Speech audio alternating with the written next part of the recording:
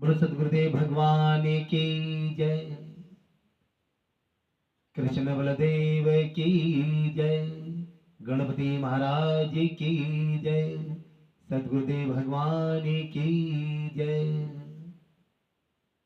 आदरणीय संत जन भक्तों, कथाएं तो बहुत होती रहती है, करते भी रहते हैं, उनका आनंद भी बड़ा ही खूबसूरत होता है। कब समय व्यतीत हो जाता है कुछ पता नहीं होता, और कब समय आ जाता है इसका भी पता नहीं होता।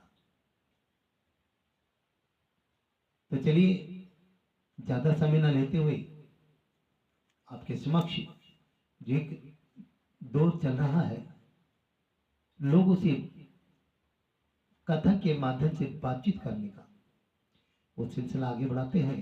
अगर कोई गलती हो जाए तो उसके लिए हम क्षमा चाहते हैं। बोले राधे राधे। बोले सदगुरुदेव भगवान की जय। नारायण हरि नारायण हरि नारायण हरि। गंगा में डुबकी लगाकर तीर्थ किए हजार, गंगा में डुबकी लगा के तीर्थ किए हजार, इससे क्या होगा अगर बदले नहीं विचार।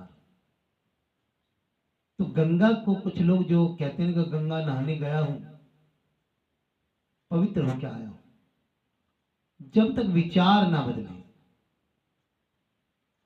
कहते हैं कि मतभेद हो जाए, मन भेद ना हो, ऐसे विचार कभी नहीं आने चाहिए।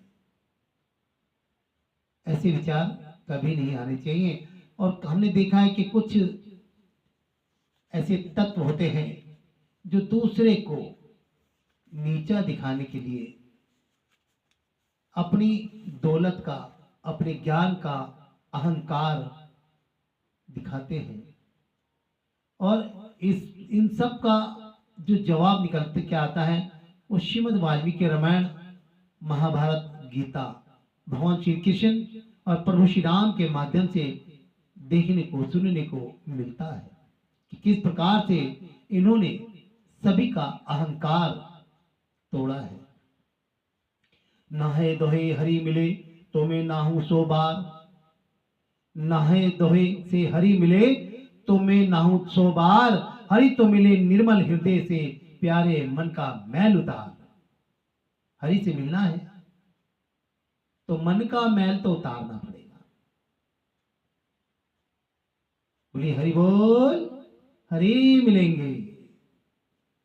हरि तो निर्मल मन, शांत मन, एकाग्र मन, ऐसे भक्तों को मिलते हैं। और जिनके मन में उथल पुथल हो कि उसको वो कहना है, उसको नीचा दिखाना है, उसे ईर्ष्या करनी है, तो उनके पास हरि नाम तो क्या, उनका कण भर भी नहीं पहुंचता। जब हम बरसाना में थे एक बार, तो वहां चर्चा हुई कि राधा रानी को पाना है। तो किसी ने कहा मैं नंदगांव का हूं, नंदगांव से आया हूं, राधा रानी तो हमारे पास स्वयं आती है। बात सही है, आती होगी, क्योंकि नंदगांव और बरसाना का एक अजीब रिश्ता है। लेकिन वहीं पर राधा प्रेमी ने कहा कि आप नंदगांव के हैं, आपका आदर है, आपका मान है, लेकिन आपके अंदर जो अहंकार है, जो अहंकार है वो राधा रानी का नहीं है, वो बिहारी जी का नहीं है। वो अहंकार इसका है कि हम तो उनके गांव के हैं और ये गांव उस गांव के ऊपर रिश्तेदारी में आता है। तो ऐसा कभी नहीं सोचना चाहिए कि हम वहां के हैं, हमारा ऐसा है, हमारा वो रुतबा है। पल भर में सभी रुतबे धराशायी हो जाते हैं। बोले राधे राधे। यहीं पर अगर हम बात करें पांडव युग की, आदि कवि युग की बात है।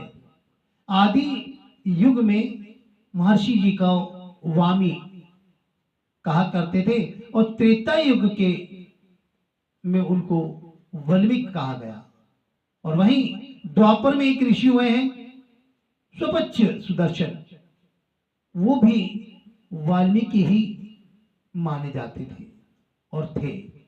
त्रिकालदर्शी वाल्मीकि जी जो पांडव अनजाने में यज्ञ में उनको आमंत्रण देना भूल गए, जिनका परिणाम ये निकला कि पांडवों का यज्ञ संपन्न नहीं हुआ। पांडवों का यज्ञ संपन्न नहीं हुआ। अब भूल समझ लो या कोई और गलती समझ लो, उसका परिणाम यह कि उनका यज्ञ सफल नहीं हुआ। अब प्रभु श्री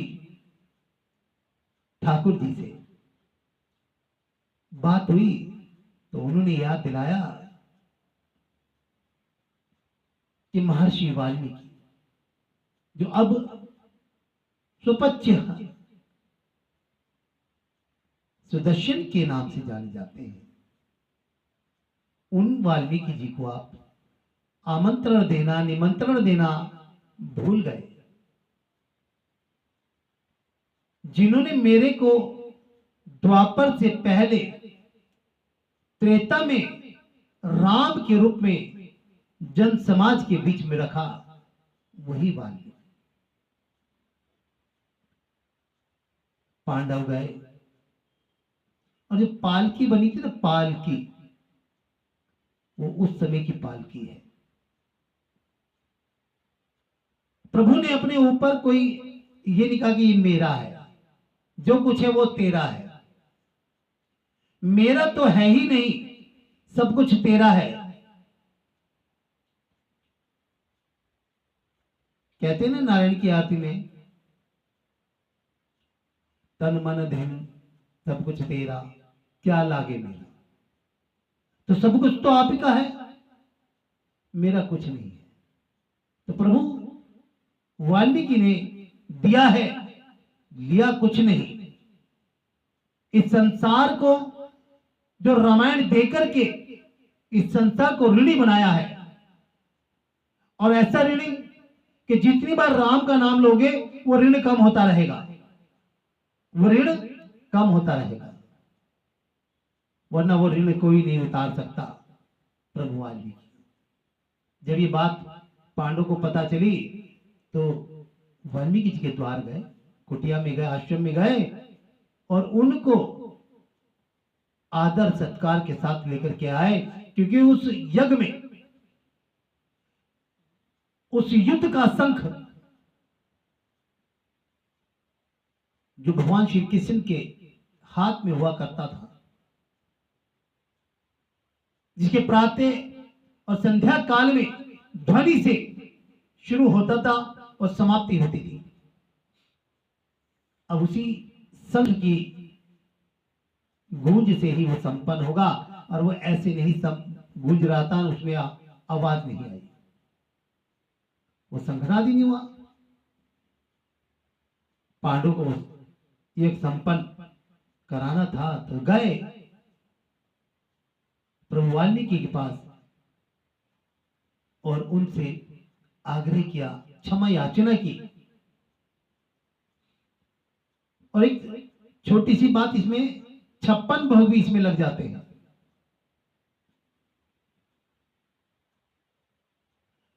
जब वहां पर 56 भोग थे तो प्रभु ने उन सबको मिला लिया और उसको खाया। तो सब कहने लगे ये क्या से भोजन बना, इसका क्या स्वाद होगा, क्या लगेगा, ना खट्टा ना मीठा ना तीखा, वो ऐसा स्वाद। ठाकुर जी जानते थे कि यही मेरा 56 भोग बनेगा, 7 दिन 8 पहर मुझे यही भोजन करना है। वो 56 भोग आज ठाकुर जी को भी लगते हैं। प्रभु गए, यज्ञ किया, संपन्न हुआ और संघनाद हो गया। उनका यज्ञ पांडवों का पूर्ण हुआ और पांडव बड़े प्रसन्न हुए। ऐसी लीला गुरुओं की होती है। जो त्रिकालदर्शी थे, हैं, रहेंगे सदैव। जब तक ये मानव है, धरती है, आकाश है, पर्वत है, रामायण का नाम है।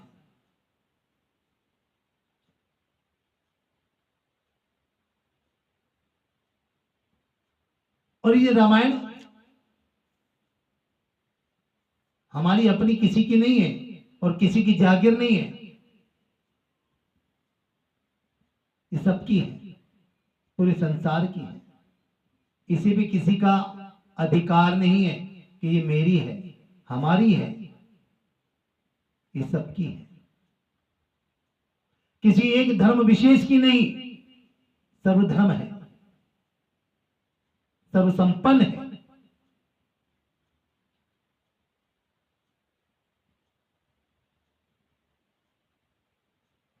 इसलिए वाल्मीकि रामायण जग में छा रही है। रघुकुल रीति सदा चली आई, वाल्मीकि रामायण जग में छाई। राम सिया राम जय जय राम, राम सिया राम जय जय राम। पूरे संसार में हर जगह है, और ऐसा कोई मंदिर नहीं, ऐसा कोई घर नहीं जहां राम का नाम ना हो, मेरे प्रभु वाल्मीकि का नाम ना हो, रामायण ना पढ़ी जा रही। वही तो नाम है, आप ना लो ना। हम ये नहीं कहते कि आप वाल्मीकि का नाम लो, मत लो।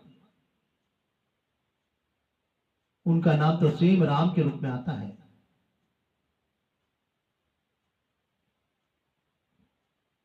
जहां रामायण है वहां वाल्मीकि है, और जहां राम है तो समझ लीजिए वहां वाल्मीकि है, राम नहीं, वो वाल्मीकि है। वही एक राम, राम तो एक ही है ना संसार में, वही एक राम है, मर्यादा पुरुषोत्तम राम, जिन्होंने पूरे संसार को मर्यादाएं बताई है, सिखाई है।